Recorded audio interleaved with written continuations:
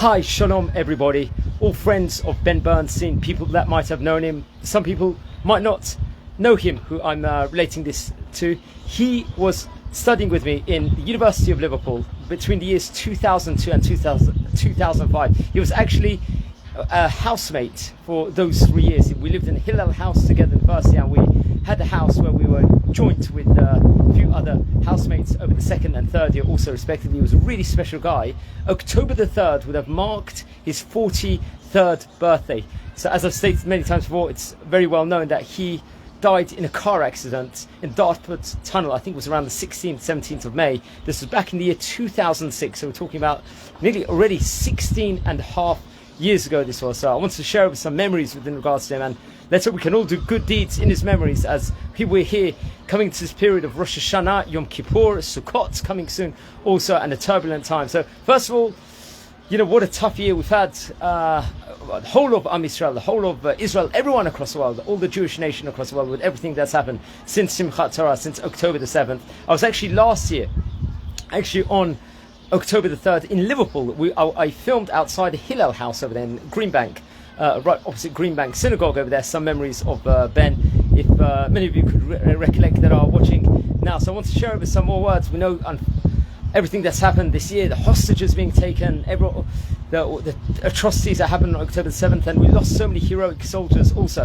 And one thing Ben was for sure, especially I remember him in the time of when we were in Liverpool together, even outside of Liverpool, he was a strong advocate for Israel. The whole time he was advocating for Israel, and whenever there was, let's just say, pro-Israel rallies, he was the first there. He was coming, he passionately would wear his IDF badge and his tops, which he got from Israel with the IDF logo on it. Real passionate with it. I remember just the whole time we'd go to the gym with it. He'd come out with his Magen David. He wouldn't be shy to show, let's say, his Jewish heritage, because I think he had some, his family also come from Israel also, so he was very passionate within regards to Israel. Whenever there was anti-Semitism on campus and any issues there was on campus straight away, he was advocating for Israel straight away. He'll go into polite discussions with everyone, because remember, one beauty about Ben actually was that he would converse with everybody, people with all religions. Everyone took a warmth to him, everyone was friendly with him. He made an effort with every single person. I think he was so diverse. I remember one of the courses he did in university, because he was learning sports science, was he was able to take other modules at that point in time, and one of the things he actually took on in of itself was to learn Arabic. I remember, and one of the famous stories of Ben was that he learned the modules well, and someone, I think a good friend of his, someone probably Arabic, I'm not too sure, he was actually sitting next to him in the exam, and the guy didn't know anything, this person did, and Ben was doing the exam. He wrote his stuff in Arabic, and the guy copied from him. He did. One of the questions in the exam was to write down the name and address, and I think the person actually copied Ben's name and address in Arabic, not knowing that had happened. I remember Ben once joking about that. Many memories about Ben, just the passionate, everything about Israel he loved. Especially I remember he'd come back with tons of halva. He'd go back to England, to London, and then go back to Liverpool. He'll bring tons of halva. He loved the tahina, the hummus, Israeli pickles. He wasn't, as I've said many times, a fan, let's just say, of the Elmswood British pickles. He loved the Israeli pickles, Israeli olives, everything Israel.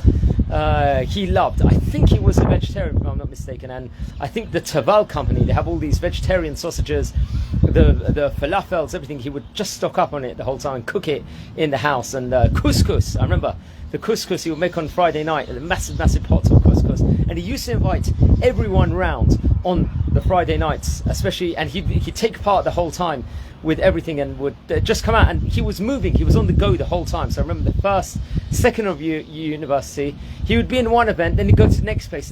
He could travel to 4 or 5 different places in one single night, where many people would be happy to be in one place, relaxing with their friends and enjoying, but he was on the move the whole time. But it was a move where he was taking moves the whole time, but always doing good things the whole time. And he would converse with everybody at the time. He didn't care you know, the popularity of the person, the popularity of the group, he made an effort with everybody so he could interact with, say, like the most popular crowd over there, where people might be, let's say, nighttime smoking or drinking. It could be with the more reserved people over there. He would actually try and include everyone. He'd see that people are quiet. He'd see people, the mediocre people. Everyone obviously has fantastic qualities, but he saw the good in every single group, potentially, where maybe some people might have steered away, maybe for just different reasons. People like to be in their own cliques, but he tried to converse with everybody, so it was like a light to everybody, and would converse with everyone. Everyone wanted to come to him. Everyone wanted to speak to him.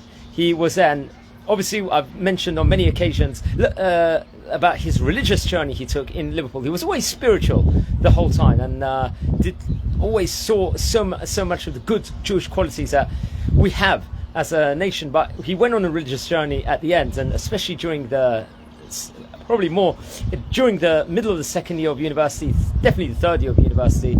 We had a shomesh about how he took on everything, and then he had his dream to go to yeshiva at the end, I think, and was working very hard in the year 2006, so that next year he'd go and spend infinite amount of time in yeshiva and possibly get married. That was, I think, or whatever his vision would have been at that stage in time. That was the plans that he had. Unfortunately, didn't come to fruition, unfortunately, with the car accident that actually occurred in the Dartford Tunnel. More things. It was very, very spontaneous, but he was also very well planned, very well educated, know what he wanted to do. I remember we used to have deep discussions, and he always had planned, like, to open up an ISA account when he came to university. I think the student loan, I remember he always said, this was in the first few weeks of university.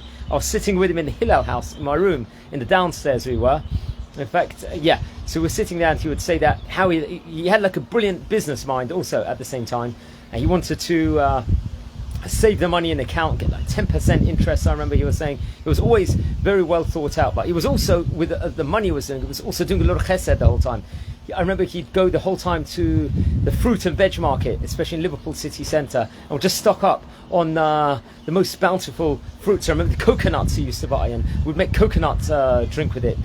I remember he'd come one time with huge amounts of grapes inside the house. This was in the second year of university, and they would actually make a grape juice out of it by squeezing on it and then making sure everyone will drink from it. The Friday nights, Tahine made the hummus. He loved homemade hummus, especially the most Israeli kind of hummus. And absolutely amazing. We miss him, so many of us, we miss him so much. I spoke to various of my housemates, I think, over the last couple of years, and one of my housemates, who lives also, I think, in Tel Aviv or maybe in Petah Tikva, this was a housemate in university, says that he's thinking about Ben the whole time with everything that they do. And that's actually interesting, because Ben was someone that, you know, would take every single thing he would do, every single moment. He would just grab the opportunity. He wouldn't like calculate necessarily so much. Oh, I'm too shy to do this, I'm too shy to do that. He wasn't like that whatsoever. The opportunity comes, he'd do it. Speak to someone, he wasn't scared usually to do it. He would just he'd just go for it the whole time. And that's something in life. I think my cousin was saying only a few weeks ago that he came to England, and he has many multi-millionaire friends, my cousin has, and from school, I think my cousin went to JFS. Now he's a rabbi in Israel, so he was speaking to someone that was in his Porsche, and multi-millionaire, doing so successful, but the guy was telling him, I'm so depressed, I'm so down. So my cousin was telling his friend over here, the multi-millionaire, he says, look, you're down, you've got so many things, you've got so much in life. You know what you should do? My cousin said to him, take a guitar out, you're a good singer, go to the hospital, and people are sick, sing for them. You're going to feel so good afterwards if you do this thing. You're going to feel so good by giving to other people, using your talents. And that's Ben, had many talents over here. One of the talents he had was to pick people up, to make people feel good about themselves, to converse with people when they were down, to crack a joke. At any time he would know the specific joke to say to the specific crowd over there to lift people up. He would see people depressed, and he would actually cheer them up the whole time with his personality. And the amazing thing is, everyone wanted to speak to him. Usually, it didn't matter which kind of person you were in. We were in a pub, someone would want to speak to him. We were in a bar, someone would want to speak to him. We're in the Hillel house, someone would want to speak to him. He's in the street, people want to speak to him straight away. And it's such a diverse range of people. And that's it in life. One of the things that Ben did was he lived a short life, only I think till 24 years of age he was when he sadly was taken from the world, but he utilized every single moment, every single day. He didn't like to waste time. I remember one time he sat on the couch and was relaxing for a minute, and then he said, I've got to get up now, I've got to do something. This is not, got action the whole time. And he just went for it in life with every single opportunity. And that's something we can all take from Ben. Not to be shy about any situation. Just go for it in every single aspect. You want to go for something in life, you do it. You don't be lazy about every single thing. And you can treat, there's different tasks you can do in life. You can wash your dishes, or you can clean the floor in the house, or change one's baby's diapers, or whatever it might be, and say, how boring this is. This can take 10 minutes. What a torture this is going to be. Or you can come with the enthusiasm. Yes, I've been given the opportunity to do this. Let's do this in life. Let's do it. Let's take it as a challenge. We can listen to music while we're doing it. I remember in the gym, he used to love putting on all the music the whole time. He'd go to the gym. I remember the first few weeks of university, we signed for the Adelphi gym, and he would call it the detox time over there. We'll relax. There was a sauna, there was a steam room there was a gym over there. He'd keep healthy, fit, listen to music. And he says this is like his detox time. This is the time period where he's getting his energy now. And he'd just go on and do more and more and more the whole time. So this is it. It's now we're talking about, as I stated before, 18 and a half years ago since he was taken from the world. It would have been his 43rd birthday. We're coming in here at this period of Rosh Hashanah, Yom Kippur.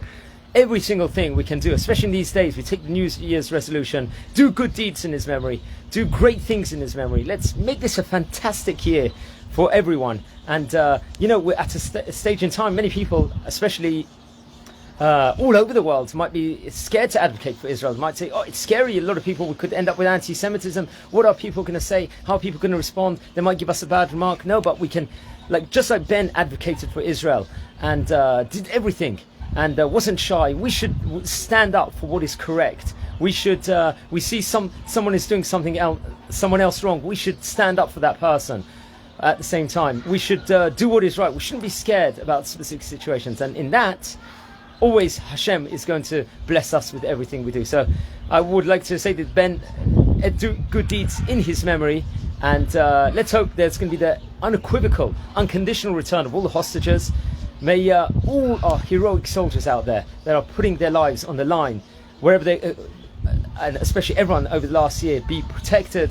And wishing you all Shana Tova Metuka, Ktiva V'Chatima Tova, as they say, Gemar Chatima Tova, and a healthy fast for everyone that's going to fast on Yom Kippur next week, and just good things from Israel and from all over the world.